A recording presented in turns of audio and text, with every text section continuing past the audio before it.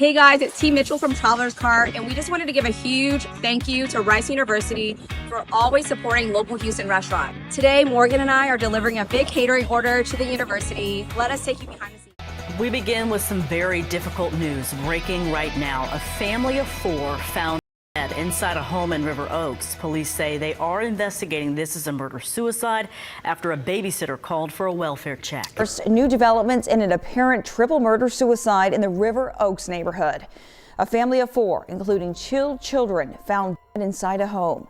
KHOU 11 has confirmed the couple is Matthew and Ty Mitchell, the owners of the popular restaurants Traveler's Table and Traveler's Cart in Montrose. It's just so tragic to have little kids. I love kids. It's just so tragic. To the public, Matthew and Ty Mitchell were the toast of Houston's dining scene. Owners of Traveler's Table and Traveler's Cart, they lived the American dream in the prestigious River Oaks neighborhood.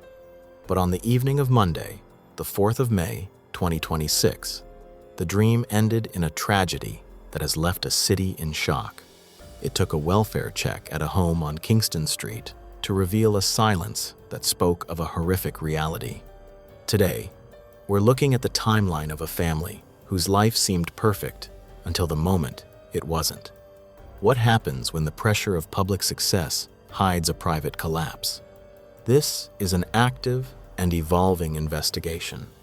If you want to stay grounded in the facts as this story unfolds and explore the uncomfortable psychology behind headlines like these, make sure you're subscribed and have notifications turned on.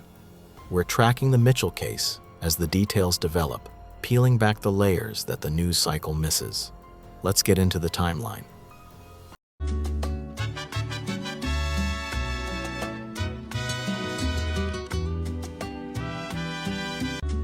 To anyone standing on the sidewalk of Westheimer Road, Matthew and Ty Mitchell weren't just restaurateurs, they were architects of experience. They didn't just open restaurants, they curated maps. With Traveler's Table, they brought the world to Houston, a deliberate, meticulous blend of global flavors that made their guests feel as though they were crossing borders with every bite. It was a vision born of their own shared love for discovery. They were the couple who had figured it out. At 52, Matthew was the strategist, the operator, a man whose ambition had built a reputation for excellence. Beside him was Ty, at 39, the creative soul, deeply embedded in the community, a force in operations who understood that a restaurant wasn't just about food, it was about the feeling of home. Together, they were pillars. Their influence wasn't relegated to just the dining room. They held seats on the board of the Texas Restaurant Association, shaping the very landscape of Houston's hospitality industry. They were the success story that every entrepreneur in the city aspired to emulate. But every public stage has a backstage, and the Mitchells' private world was anchored by two small, invisible threads: their children, an 8-year-old daughter and a 4-year-old son. In the narrative of their lives, these children were the ultimate proof of the American dream they were building. They were the reason for the long hours, the ambitious expansions like Traveler's Cart, and the relentless pursuit of perfection. To the outside observer, the Mitchells had everything: professional acclaim, a loving partnership, and a young family that completed the picture of stability. They were the people you looked at and thought, they have it all handled. But the weight of a public persona is a heavy thing to carry, especially when you are the ones responsible for maintaining an image of flawless success. Hello, Houston travelers. I'm T. Mitchell, founder of Born Fair Apparel, and we're here to announce an exciting pop-up here in Houston, Texas on Saturday, July 27th. We look at the polished surfaces of their restaurants, the curated menus, and the accolades, and we wonder, was the pressure of maintaining that perfect life a burden, or was it a mask? Because as we pull back the curtain on this polished exterior, we find ourselves asking a haunting question. Was the silence that eventually filled their home a sudden catastrophe? Or had it been growing for a long time, hidden in the space between the restaurant's closing time and the rising sun? Time is a peculiar thing when you're looking at a tragedy. We often look for the breaking point the moment the snap happened, but in the case of the Mitchell family, The 48 hours leading up to their discovery look, from the outside, like a portrait of enviable normalcy. On Sunday, May 3, the city of Houston was moving through its weekend rhythm, and so were Matthew and Thy. To those who crossed paths with them, there was nothing to signal the seismic shift that was looming on the horizon. There were conversations, perhaps even plans for the week ahead, the kind of mundane, everyday logistics that keep a family functioning. They were integrated, visible, and by all accounts, present. They moved through their Sunday with the quiet efficiency of a couple who had spent years building a life that looked solid from every angle. But as Sunday turned into Monday, that visibility began to evaporate. Monday, May 4, wasn't marked by a dramatic outburst or a public plea for help. It was marked by something far more unsettling, a widening gap of silence. By late Monday afternoon, the silence had become heavy enough to be noticed. People who relied on that connection, who expected the rhythmic pulse of their daily interactions, began to reach out. There was no answer. The phones remained still. The digital footprint went dark. At 5:25 p.m., that silence triggered an alarm. A welfare check was requested at the residence on 2113 Kingston Street. When the Houston Police Department pulled up to that home in River Oaks, they weren't walking into a scene of chaos. They were walking into a vacuum. The house stood in the pristine, quiet elegance of a neighborhood that prides itself on privacy, a privacy that, in those final hours, had become absolute. Officers made entry, likely expecting a misunderstanding, a forgotten phone, or perhaps a family that had simply stepped out for an unscheduled evening. What they found, however, stopped the clock. Inside the quiet walls of that Kingston Street home, they discovered 4 lives extinguished: Matthew, Thy, and their 2 young children, an 8-year-old and a 4-year-old. It was a scene that defied the visual language of the neighborhood. The police didn't find a robbery, an intrusion, or a struggle. They found a family, a house, and a devastating, singular conclusion that turned a home into a monument of finality. But here is where the puzzle begins to fracture. We know the what. We know the when. But the why, that hidden psychological engine that drove a man to dismantle everything he had spent decades building, remains locked behind a door that can never be opened. Was there a specific conversation that turned fatal on that Monday afternoon? Was the silence we noted in the final hours a deliberate retreat, or the aftermath of something that had already taken place? The investigation is active, the forensics are underway, and the city is left with a void that's impossible to fill. But for those watching from the outside, the most terrifying thought isn't just the loss, it's the realization that sometimes the difference between a life and a tragedy is a secret we never see coming. Extremely difficult. We're humans too, so especially whenever we have this situation where there's a family and small, possibly people, just families involved. It's terrible, and we don't like to see this at all. The investigation into the events at 2113 Kingston Street is no longer a search for a mystery. It has become a systematic forensic reconstruction of a final act. When the Houston Police Department completed their initial sweep of the residence, they weren't met with the ambiguity of a struggle or the confusion of an intrusion. They were met with the stark, cold reality of a calculated conclusion.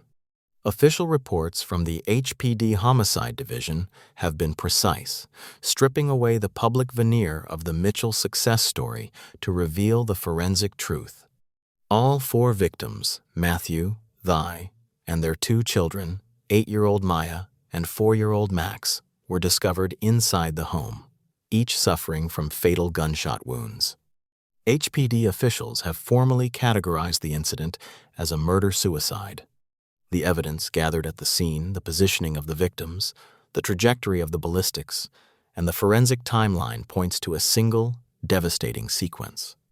Investigators have concluded that Matthew Mitchell, 52, took the lives of his wife, Thy, and their 2 young children, before ultimately turning the weapon on himself. There are no conflicting suspects. There is no evidence of a third party. There is only the sequence of actions taken within those four walls, concluded before the welfare check was ever initiated. For the investigative team led by the HPD, the work now shifts from the what to the how and the why. They are methodically mapping the last hours, reviewing digital communications, and interviewing those within the couple's inner circle to understand if this was a spontaneous eruption of violence or a final, horrific execution of a plan that had been forming in the shadows. But here, the clinical precision of the investigation hits a wall.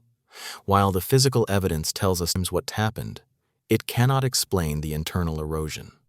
We are left with the chilling finality of the act itself, a father who, in a single day, dismantled the very life he had spent years constructing.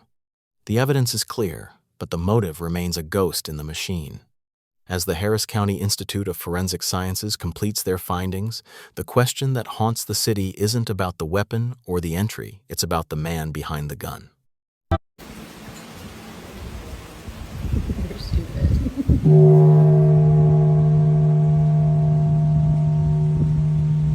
What was the catalyst that turned a pillar of the community into the architect of such an unthinkable end? And, perhaps more hauntingly, was there a moment in those final hours where the tragedy could have been stopped, if only someone had looked closer? In the wake of a tragedy like this, the first instinct is to look for a monster. We want the villain to be someone we can identify from a distance, someone whose darkness was visible long before the final act. But when we look at the life of Matthew and Mitchell, we find something far more unsettling. We find a reflection. We live in a culture that demands constant visibility. We measure our worth in milestones, awards, restaurant openings, social media engagement, and the seamless curation of the perfect life. Matthew and were the masters of this architecture. They were prominent figures, board members, and public icons who appeared to have conquered the very pressures that crush so many others. They didn't just survive the restaurant industry, they excelled at it. But we have to ask ourselves, in a world that demands we always look successful, do we lose the space to admit when we are drowning? This is the facade of high-profile entrepreneurship. It's the high-stakes performance where admitting to struggle, to fatigue, or to mental health crises is often viewed as a weakness that could compromise the brand. Figures across the city, from prominent local voices like Stevie Vu to industry leaders like Jonathan Horowitz, have expressed the same profound, paralyzing grief. The shock in their reactions isn't just about the loss of a couple they admired. It's the realization that the Mitchells were so deeply woven into the social fabric of Houston that if they could fall, the foundation of the community feels a little less stable. The tragedy here isn't just the loss of 4 lives. It's the terrifying realization of how effectively a person can mask their dissent. We are left looking at the same photos we saw a week ago, photos of people who looked like they had it all, and we are forced to re-examine everything.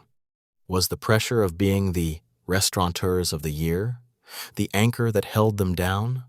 Or was it the mask that hid the erosion? We are left with a void. The police have the facts. The coroner has the findings.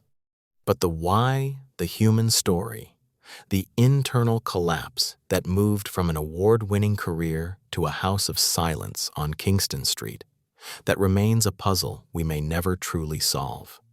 And that is the most haunting part of all. As we sift through the timeline, we keep looking for the tell the moment someone should have seen it. But maybe there wasn't one. Maybe the most dangerous place in the world is the gap between what we show the world and what we hide from ourselves. We know how it ended. But we still don't know who Matthew Mitchell was when the lights in the restaurant went out, and he was alone with his thoughts. And that silence? It's the one thing that will never be answered. The details of that Monday evening on Kingston Street are being painstakingly cataloged, but they will never be enough to explain the silence that now occupies that home. The Harris County Institute of Forensic Sciences continues their work to finalize the findings. a process that is both cold in its clinical precision and devastating in its implications. For now, a restaurant community mourns. Colleagues, patrons, and neighbors are left to grapple with the dissonance of a life that looked so vibrant, ending in such stark finality. A neighborhood in River Oaks is left trying to process the unthinkable, searching for signs in a past that has already been written. But perhaps the most difficult part of this story isn't the tragedy itself, it's the puzzle that remains. In the rush to define the why, we often overlook the most uncomfortable truth, that sometimes the descent happens in the quiet. It happens in the moments where the facade is perfect, where the smile is widest, and where the world is watching, yet no one sees the struggle.